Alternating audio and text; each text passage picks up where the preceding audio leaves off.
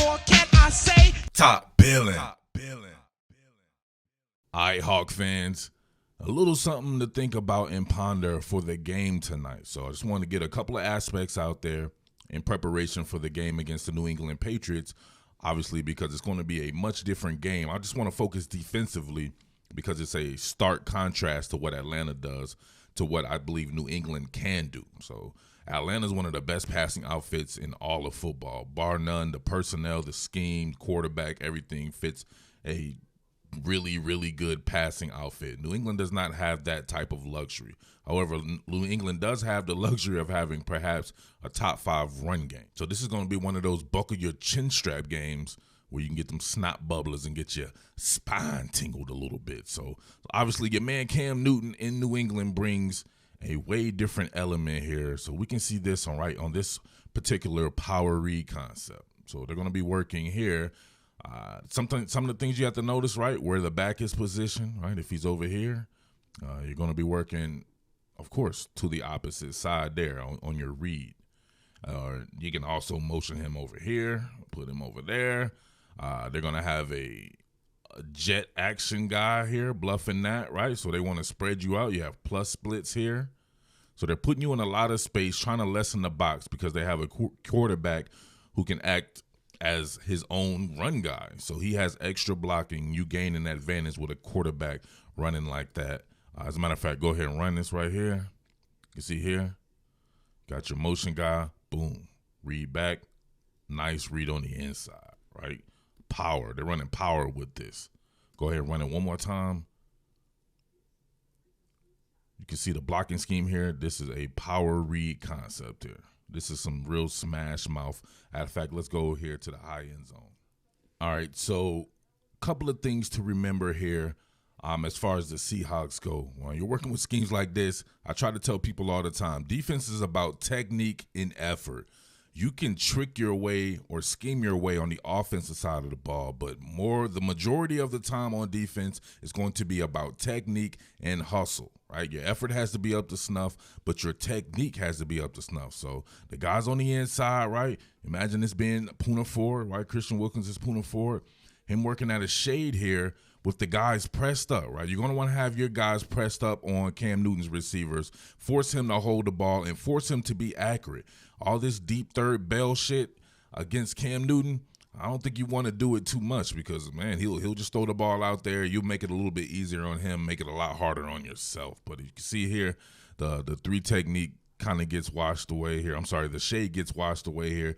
The 3 technique not involved. Got to be gap sound here. And if you're the read player, anybody on the opposite edge here, depending on how they want to read, you want to kind of slow play this, right? Slow play this and force everything back to the inside. You want to funnel. Have your guys here. Have Wagner, have Wright, whomever's on the inside here, located on the inside. Obviously, it's an even front defense for the Seattle Seahawks, so their middle linebacker and their weak side backer. Have that funneled back into them. You can get a late add into the box, of course, from Jamal Adams somewhere. You can see him. They're still running their deep third coverage or their middle field close coverage, but they're just doing it from man free, meaning everyone's manned up, but then you have a middle field close safeties there. So a little bit different way of operating, but still about technique and hustle. Boom. Look at that. Remember, this is a power read, so they're pulling a guard. Pulling their guard here, meeting him, first thing smoking through. So you got to be able to get off these blocks. So I think a guy like KJ Wright is definitely able to get off the block. You can see here, he gets washed away. Doubles at the point of attack. You see a 10-car pile up there. Everyone singled up. Now, look, the person crashing down right here, when you slow play this and you're getting down, Benson, Mayowa, or somebody like that, you got to bring your pads. Bring your pads. You can't try to tackle Cam Newton like this. You're just going to go for a ride, baby. You want to ride that donkey for 10 yards, or you want to get this man down at the line of scrimmage. So going back to right here, I just wanted to go back just to show you guys again. You can see here pressed up here, Shaq Griffin pressed up. Imagine that, Shaq Griffin pressed up. Imagine Quentin Dunbar, Trey Flowers, or whomever pressed up. Gotta decrease the space. Cam Newton can kill zone, right? But Cam Newton, I still think for all his glory, struggles to go through progressions, and he struggles with his innate accuracy. So why not force him to hold the ball and force him to be accurate instead of playing the soft cushion coverage? Right? But that's just me, though. All right, so check this one out. A little bit different here, right? You got jumbo personnel. They are also in a reduced split. So you got your nasty cut splits here, and you have more men packed in the box here. So it's pseudo obvious what they want to do, but you, of course, don't know. So this is another read. This time it's just going to be zone flow across the ball. So this is just your run-of-the-mill zone read. So it's your option guy here. I think he plays this, right? Slow plays this one pretty well here, and then he's able to, since he's on his motorcycle stance here, he's able to double back and follow Cam Newton to the outside. So he kind of forced his hand, and he had the athletic ability to kind of snuff this out as well. So a guy like Benson Mayowa, if he's that guy, LJ Collier, these guys, I think these guys are pretty special. But Bruce Irvin, I think he'd be perfect. And he has a great success against Cam Newton all this time anyway, even when he was a Falcon or wherever, Oakland Raider. So check this out. Slow plays it, and then boom, he's able to get in and get back out before Cam Newton is able to move the sticks there. Check it out one more time from this angle here. He works inside out. So you can see there, maybe Cam Newton isn't quite the athlete he used to be or whatever. Maybe he's just getting warmed up just the first game here. But he doesn't even really slow plays this. He crashes hard down the line of scrimmage, right? Parallel to the line of scrimmage. But then he's right there with Cam Newton to be able to double back, right? So if he can react strong enough right there, Cam Newton had to step on him and everything. And look at that. He's still able to get to it just by running down the line of scrimmage. He stayed flat to the line of scrimmage both ways. Look, you see that? Perfect. Actually, let's go from the other angle. All right, so here we go. You see the reduced splits there. You see the jumbo personnel. That's Andrew Van Ginkel here from the Wisconsin Badgers. So he plays this very well. He's a very heady player at Wisconsin. Does a great job on this. Just stay flat to the line of scrimmage no matter what. Slow play it. Use your athleticism to track Cam down. Flat. Stay flat. No need to bow out. A lot of these guys will take these crazy arcing angles. Like they'll see this, right?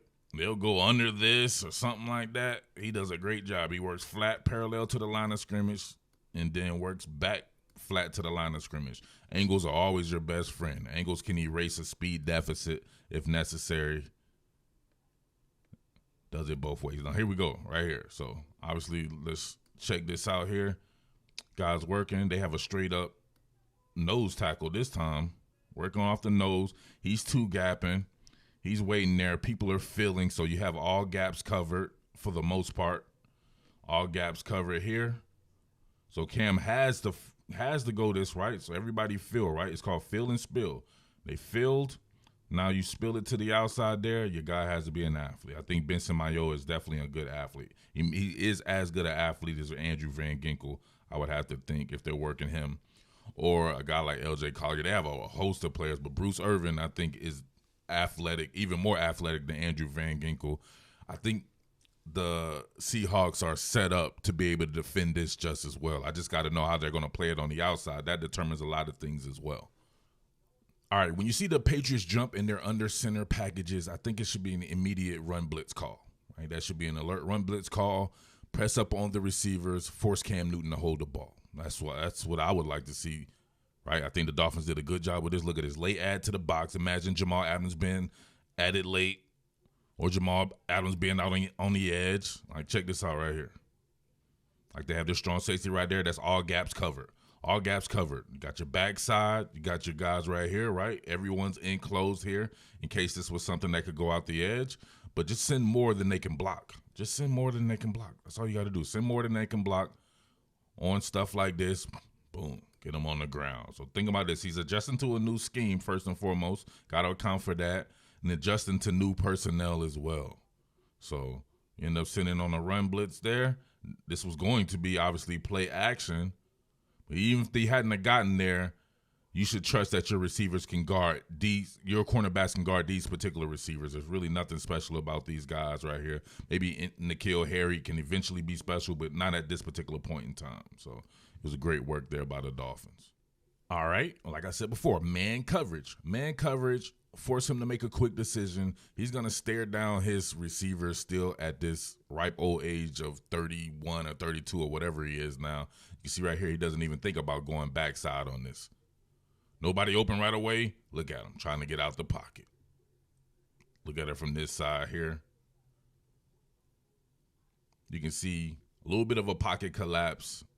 He has to step back up in the pocket there, but you can see what his MO was going to be there. He wanted to run this thing, and he had to pull the ripcord there. It looked like he may have tried to get to his secondary read there, but everybody's manned up. So if this were zone or something like that, he would probably pick that apart. He has to pull the ripcord. So there you have it there. And look, a little bit for his troubles. Come on, that's dirty right there. This man's already on the ground, hit him a little bit. So now he's concussed. So that should be good for Seattle right there. He's clearly concussed on that. He's walking on sunshine, right?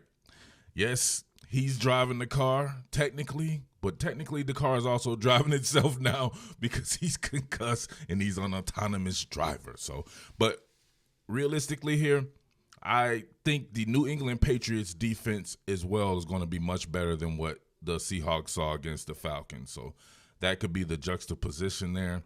All in all, I know people always want me, make a pick. I don't really care about making picks. I just want to go and dive deep into the film or something like that. But I could see it being like a Seahawks victory, something like maybe 27-17 or something of that, 24-17, something like that, right? I think eventually something to loosen up for the Seahawks. They just got to be a little bit more aggressive like they were against the Falcons. Maybe this isn't the team to do that, but try to do that as well. But maybe they'll clam up and start running the ball again, and then it'll be something more like 21-10 like it was the reverse of what the Patriots score was with the Dolphins. So we shall see, but I think the Seahawks can go ahead and get this one on Sunday Night Football. So that's going to be fun right there. I cannot wait until tonight to see what's going on with Sunday Night Football with them Seahawks going against the Patriots. Hey, man, could this be a Super Bowl preview? Hey, you never know, man. You just never know. I expect the Patriots to be very good this year with Cam Newton, all right? With that being said, make sure you tell a friend to subscribe. I appreciate the support, Seahawk Nation. Keep supporting like this, man, and I'll make this the primary content coverage on the channel. We can do it like that, all right? Tell a friend to subscribe, and peace. What more can I say? Top Billin.